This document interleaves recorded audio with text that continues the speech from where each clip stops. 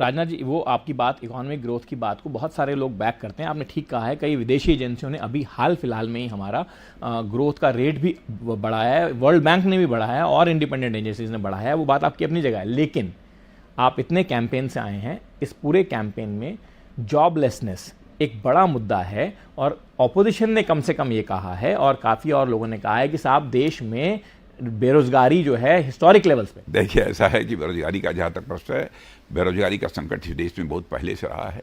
लंबे समय तक कांग्रेस ने हुकूमत की है, उन लोगों की राजनीतिक पार्टियों ने हुकूमत की है। इस अनएम्प्लॉयमेंट की प्रॉब्लम को जिस चुनौती पूर्ण तरीके से स्वीकार करना चाहिए था, इस पर विजय प्राप्त करनी चाहिए थे, अथवा इसके समाधान के लिए जो स्टेप्स गवर्नमेंट को लेने चाहिए थे, वह इसके पहले की गवर्नमेंट नहीं ले पाई। लेकिन मैं दावे के साथ कह सकता हूं कि मोदी जी के प्राइम मिनिस्टर बनने के बाद इस अनएम्प्लॉयमेंट प्रॉब्लम को समाप्त करने के लिए, अथवा इसको कम करने के लिए जिस तरीके से इफेक्टिव स्टेप्स उठाए गए हैं, वो अपने में अनपैरेलल है। और मैं एग्जैक्ट फिगर तो इस समय आपको नहीं दे सकता हूं, लेकिन अनएम्प्लॉयमेंट प्रॉब्लम पहले के कंपैरिजन में भारत में मोदी जी के प्राइम मिनिस्टर बनने के बाद काफ़ी कम हुई है, वो गिरा है उसका लेवल। और इसी से जुड़ा हुआ एक और मुद्दा है जिसको ऑपोजिशन ने बहुत कस के उठाया। दूसरी चीज, मैं एक बात और मैं इसके साथ आपको जोड़ना चाहता हूं।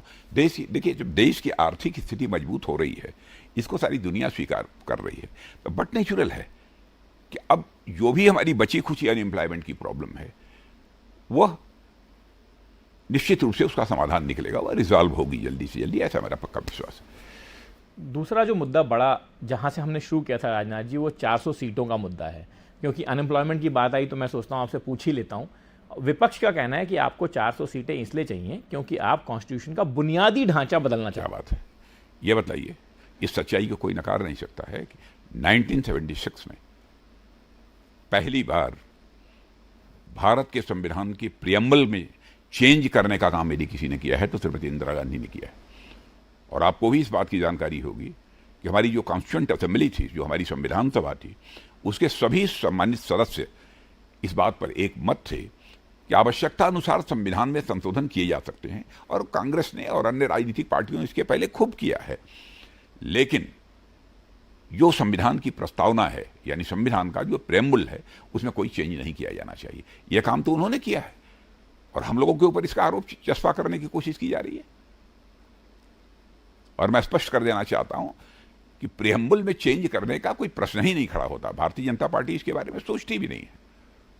और जिस प्रियम्बल में चेंज की बात आप कर रहे हैं, वहां पे फिर वो आगे कहते हैं कि साहब ये दलितों का रिजर्वेशन हटाने वाले हैं। क्या बात करते हैं, कोई सवाल ही नहीं। धर्म के आधार पर आरक्षण देने की बात वो कर रहे हैं, और हम लोग कह रहे हैं कि धर्म के आधार पर आरक्षण हम किसी भी सूरत में नहीं देंगे, क्योंकि हमारा भारत का संविधान इस बात की इजाजत नहीं देता। हम क्यों ओबीसी और एसटी का रिजर्वेशन समाप्त करेंगे? इस देश को अभी ओबीसी और एससी और एसटी का रिजर्वेशन की आवश्यकता है, और यह चलता ही रहेगा। मैं देशवासियों को आश्वस्त करना चाहता हूं।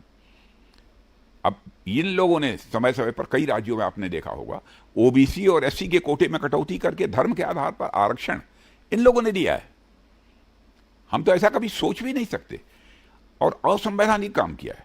और एक उदाहरण मैं आपको देना चाहता हूं, अलीगढ़ मुस्लिम यूनिवर्सिटी और जामिया मिलिया में भी एक बार यही हुआ था, धर्म के आधार पर आरक्षण। सुप्रीम कोर्ट ने उसे निरस्त कर दिया था। तो जो बात संभव नहीं है वह करने की एक कोशिश क्यों की जा रही है? और आपकी तरफ से, आपकी पार्टी की तरफ से ऐसी कोई मंशा नहीं है, ये आप कहना चाह रहे हैं? क्या किसी भी तरह से कॉन्स्टिट्यूशन के मूलभूत ढांचे में बदलाव की? बिल्कुल नहीं, मूलभूत ढांचे में बदलाव का कोई प्रश्न ही नहीं खड़ा होता। और एक इससे जुड़ी मूलभूत ढांचा, मैं प्रेम्बल की मैं बात कर रहा हूं, प्रस्तावना की। मैं एक बात और इससे जुड़ी हुई बात कर रहा था कि आपकी पार्टी का एक ये संकल्प पत्र में कहना है, आपके संकल्प पत्र में जिसके आप चेयरमैन भी थे, कि एक वन नेशन वन पोल होगा। हाँ, पक्का होगा, होना ही चाहिए, यह देश के लिए अनिवार्य है। और इसके पहले भी जब कभी भी किसी भी सार्वजनिक सभा में मैंने संबोधित करते हुए जनता से यह कहा है कि बार बार चुनाव का होना, मैं समझता हूँ देश की जनता का समय भी बर्बाद होता है, और साथ ही साथ भारी भरकम धनराशि भी लोगों की खर्च होती है, सरकार की भी धनराशि खर्च होती है।